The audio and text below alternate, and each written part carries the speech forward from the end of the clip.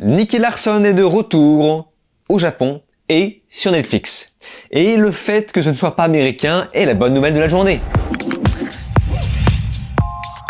Salut à tous, c'est Vincent Plottime et aujourd'hui, on se retrouve pour parler de Nicky Larson. Le film japonais. Écrit par Yoshi Sato, sorti le 25 avril 2024 sur Netflix. Bon, je pense que si vous êtes tombé sur ma vidéo, vous le savez déjà, mais dans le doute, je le répète. C'est adapté du manga écrit et dessiné par Tsukasa Ojo, du nom de City Hunter ou encore City Hunter. Je sais, ma prononciation est pourrie, je ne parle pas japonais. Je m'excuse. Et en France, il y a eu une grande mise en avant par le biais de la série animée rebaptisée Nicky Larson par le Club Dorothée, avec une traduction invraisemblable qui nous a laissé un doublage VF pour le moins marquant. Tiens, là, boum, tant mieux. Et voici la dernière boulette, la meute.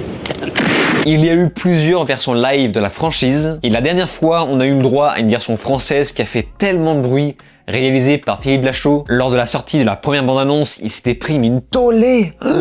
Et finalement, à la sortie, beaucoup ont été surpris et d'autres forcément ont été déçus. Et moi, dans tout ça, où je me situe? Eh bien, à vrai dire, je ne suis absolument pas fan de Nicky Larson. J'ai de vagues souvenirs de quelques épisodes quand j'étais petit, donc je ne pense pas être bien placé pour savoir si telle ou telle version est fidèle. Par contre, vous aurez un point de vue beaucoup plus vierge sur la question. Et pour savoir si le produit est bon ou pas en dehors de l'adaptation. Mais, il y a quand même un mais, pour les besoins de cette vidéo, j'ai pris le soin de regarder malgré tout une première partie de dessin animé pour doucement me remettre dans le bain et en VO. Parce qu'en effet, dans cette nouvelle version japonaise, nous ne sommes plus dans le contexte de l'importation française. Et le titre français de cette nouvelle version Netflix n'a d'ailleurs aucun sens. Et s'ils étaient sérieux, je pense qu'ils auraient dû l'appeler City Hunter. Petite parenthèse, lorsque j'ai regardé la première partie de Nicky Larson, j'ai pas pu résister au fait de switcher en VF, juste pour voir, pour l'expérience, pour la science. Parce que j'ai vraiment tout oublié de ce que c'était à l'époque. Et en vrai, la VF, bah c'est pas dégueu. C'est vraiment pas dégueu. Certes, il y a des passages où c'est difficile de prendre la série au sérieux, mais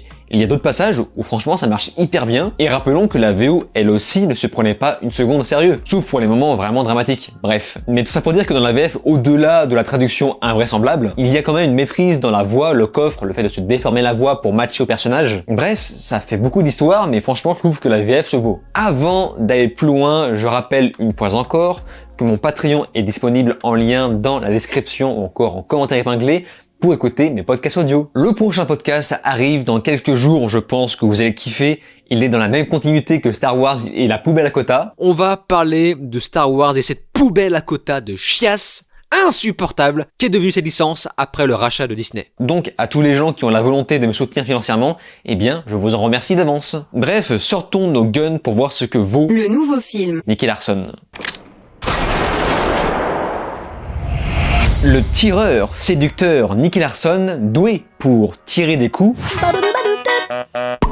s'associe avec la sœur de son ancien partenaire pour mettre la main sur le responsable du tueur de ce dernier. La question reste en suspens. Sa perversité l'aveuglera-t-il dans son enquête? Alors attention au démarrage de cette vidéo, je me suis corrigé mais dans le doute, je vous le précise, j'ai confondu film et série. Il ne s'agit pas d'une série mais bien d'un film. Mais sachez pour anecdote qu'au lancement du film, je pensais vraiment qu'il s'agissait d'une série et quand j'ai vu que ça durait 1h40, je me suis dit, attends quoi, on aura le droit à 8 épisodes d'1h40? Et en fait non, il s'agit d'un film Netflix et je me suis dit, ah bah bon, ça m'arrange, comme ça, je n'aurai pas à binge-watcher la série pour faire une vidéo dessus. Et au commencement, j'ai été rassuré de voir qu'ils ont malgré tout gardé le côté très pervers de Ryo Saiba, mais également son invincibilité face aux méchants. Mais en continuant le film, ce qui m'a surpris, c'est de voir que la thématique abordée se rapproche beaucoup de la SF, c'est de la science-fiction. Alors, encore une fois, je ne suis pas allé assez loin dans le manga pour savoir si c'était comme ça, mais là, on a limite des super pouvoirs. Et vu que je ne connais pas l'entièreté de l'histoire originale, j'ignore complètement où se situe le film dans la chronologie. Est-ce qu'il s'agit d'un reboot, d'une suite, d'un spin-off? Bref, les connaisseurs, vous savez ce qu'il vous reste à faire dans les commentaires. Mais du peu que j'ai vu, par rapport à l'animé, j'ai l'impression qu'ils ont quand même réussi à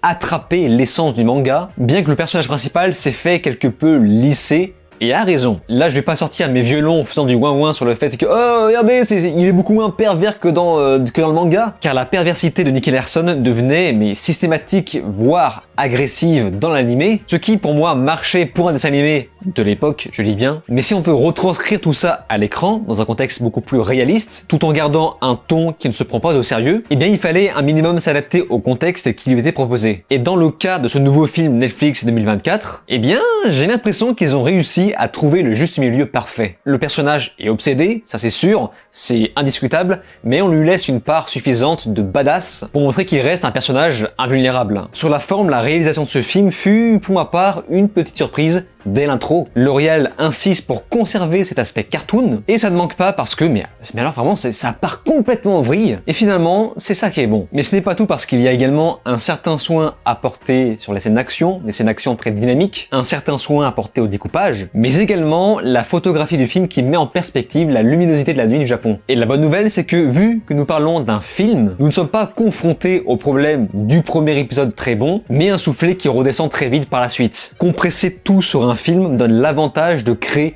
un rendu plus dosé et fluide, avec des scènes d'action qui se tiennent vraiment, sans être exceptionnelles pour autant, et je pense que j'aurai l'occasion d'en reparler. D'ailleurs, pour être honnête, la seconde moitié du film m'a un tout petit peu moins captivé, car on nage dans du kawaii à la japonaise qui plaira à beaucoup, mais moins à moi. Mais malgré ça, on a toujours des scènes de combat, et vraiment j'insiste, qui se tiennent, et tu sens parfois l'inspiration de John Wick.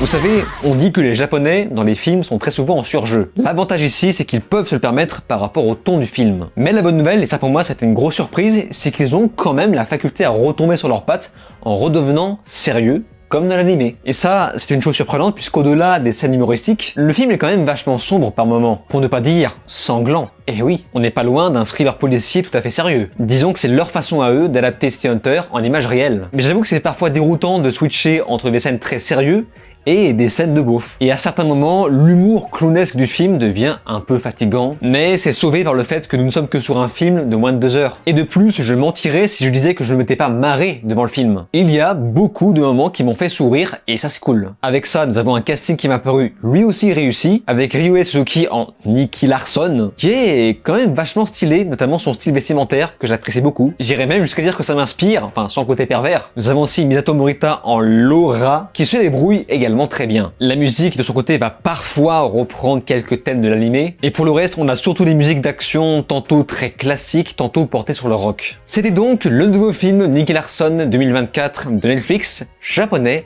On constate que Netflix a tendance à donner plus de liberté aux productions asiatiques, et j'ai passé un bon moment. Mais en dehors de l'adaptation, dont je ne suis pas très bien placé pour en parler, le film, en prenant du recul, n'est pas non plus oufissime. Donc j'ignore si les fans seront complètement euphoriques ou au contraire très déçus. Et c'est pour ça, j'insiste encore avec ça, n'oubliez pas que les commentaires sont à votre disposition pour me donner vos avis. Mais me concernant, pour un avis à chaud, j'ai tendance à vous recommander malgré tout le film, car il reste plaisant à regarder bien que je n'ai pas l'intention de le revoir pour autant. Bref, le temps que vous me donnez votre avis dans les commentaires. N'oubliez pas que mon Patreon est également disponible en lien en commentaire épinglé pour avoir accès à mes podcasts audio. Le prochain arrive dans quelques jours. Sinon, vous avez le bouton d'abonnement, pour le coup c'est gratuit, et mon lien Linktree pour me suivre sur les réseaux. Sur ce, on se laisse ici, je vous dis alors ciao et à la prochaine.